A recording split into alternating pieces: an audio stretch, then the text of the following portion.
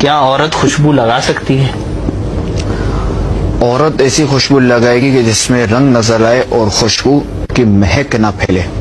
یہ خوشبو یعنی گزرے تو خوشبو نہ ہو. السلام علیکم. سائیں تو سائیں ہے، لیکن کیا آپ کا اپنا علم پورا ہے؟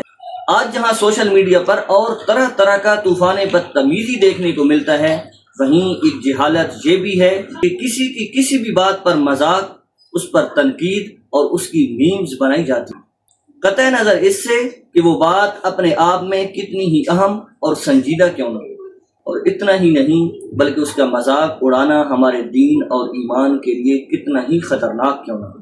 اب اسی کلپ کو دیکھ لیجئے. بات کرنے والا کوئی اپنی طرف سے بات نہیں کر رہا، بلکہ رسول اللہ صلی اللہ علیہ وآلہ وسلم کا واضح فرمان موجود ہے کہ مردوں کی خوشبو وہ ہے جس میں مہک ہو، اور عورتوں کی خوشبو یہ ہے کہ جس میں رنگ تو واضح ہو لیکن اس کی مہک نہ ہو.